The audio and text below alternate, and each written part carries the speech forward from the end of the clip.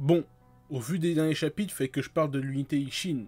Cette unité qui nous avait frissonné, en bien, en mal. L'unité du protagoniste, qui deviendra grand général sous les cieux.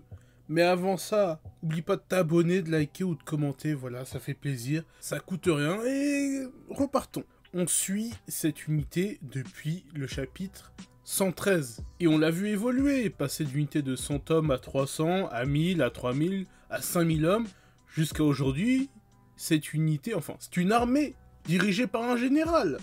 L'unité est en concurrence avec deux autres, la Gakuka et la Gyokyu, gérées par Muten et Oon. Tous les trois essayent de devenir grand général, c'est même une compétition de qui deviendra grand général en premier.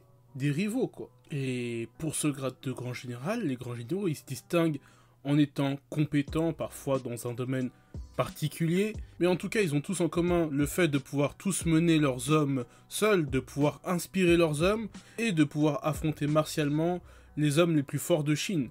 Et s'ils ne sont pas capables, généralement, ils ont un bras droit pour compenser. Tous les grands généraux ont généralement des hommes de talent qui les accompagnent, donc un minimum de 4 généraux, tous compétents et à chaque fois un domaine dont ils performent mieux que d'autres.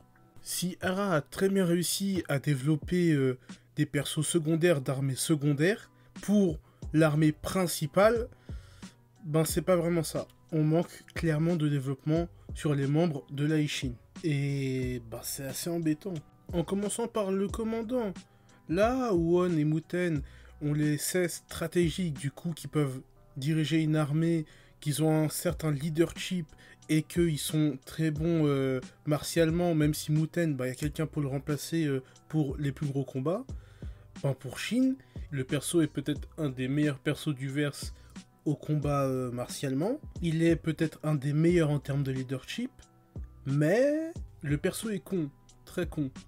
Ce qui fait que Hara lui a donné le type instinctif. Le problème, c'est que son type instinctif, il marche que les années bissextiles. Lui, certes, il mène l'assaut, mais c'est pas lui qui mène l'armée. Théoriquement, c'est Karyoten qui mène l'armée. Et bon, s'il devient grand général, c'est plus Karyoten qui est au rang de grand général que Shin. Parce que c'est Karyoten qui va mener l'armée, qui veut dire comment se battre. Shin, lui, le problème, c'est qu'il ne pas faire ça. Et on aimerait qu'il sache faire ça instinctivement. Mais, bon, l'auteur veut pas le faire. Après, il y a plusieurs raisons pourquoi il veut pas le faire. Peut-être qu'il juge que c'est trop tôt. Mais surtout, Shin est complètement con. En fait, il veut rester sur ce running gag qui, au moment, faut lâcher ça si on veut que le personnage soit crédible pour le grade qu'il a envie d'avoir. Regardez au conseil stratégique. C'est toujours lui l'idiot. Faut qu'à un moment, il se détache de ça, qu'il devienne un vrai général, qui comprend les stratégies, qui arrive à mener des troupes, tout en s'émancipant de Karyoten et des autres. Puis, pour ses futurs commandants, on dira naturellement Kyukai, forte, intelligence, avec du leadership, mais elle veut à terme s'émanciper de la Ishin pour devenir grand général à son tour, ce qui fait que elle ne risque pas de rester très longtemps dans la Ishin. On pourra penser à Karyoten, mais le perso n'a ni bras armés, ni leadership. Pour diriger une armée, ça elle sait faire, mais bon, est-ce que vous imaginez diriger une partie de l'armée entière, indépendamment l'armée de la charismatique Karyoten. Vous imaginez, hein. Ensuite, on a les récents commandants qui ont été nommés commandants de 5000 hommes.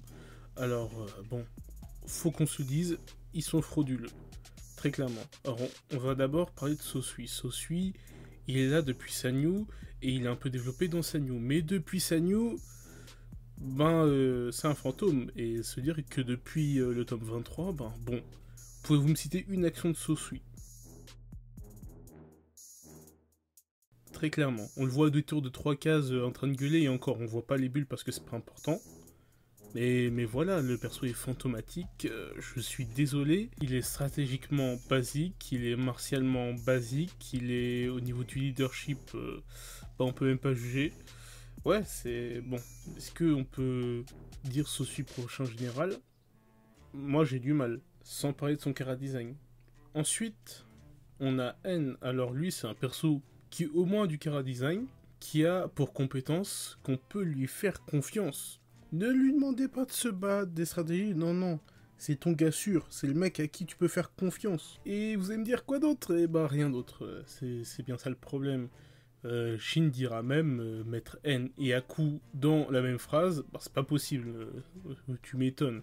Mais bon, vu les discussions, j'ai espoir que ce perso parte dans le prochain arc en légende, parce que bon, commence à devenir un poids pour l'armée, surtout vu le grade qu'il a avec son ancienneté. On peut retenir Sugan et Garo, deux persos avec du chara design, qui mènent des troupes d'élite. De plus, Sugan, je crois qu'il est commandant d'infanterie. C'est des persos qui se débrouillent pas trop mal martialement. Et surtout, ben, ils ont du caractère. Contrairement à Sosui, et même s'ils sont loin d'aller égaler des généraux, pour moi, c'est que eux qui ont peut-être le potentiel d'y accéder en fait. Je vois personne d'autre. On pourra me citer les autres, taille Denyu, Denei, Kanto, les autres types de Laishin, mais eux, ben il y a un certain, c'est des brutes. Kanto, bon, il sort un peu du lot, faut le dire, et ils sont assez mis sur le côté. Peut-être pas Kanto, c'est peut-être l'exception, mais les autres, oui, ils sont quand même très sur le côté, même si Denyu, on le voit, on le reconnaît, il apparaît souvent. Certains ont une personnalité qu'on peut distinguer, vraiment ça suit, mais voilà. En conclusion, il est impossible de dire qui seront les prochains officiers supérieurs de la Ishin, car il y a souvent un manque de développement, que ce soit personnalité ou martial, mais surtout une des choses que je regrette le plus dans le manga, c'est le manque de développement de l'unité. Qu'est-ce qu'on sait vraiment de l'unité? On ne sait rien. Shin, Kukai et Ten sont développés, mais à part cela, je trouve qu'on manque de beaucoup de choses. Surtout pour l'unité du protagoniste qui va devenir une des meilleures armées de Shin.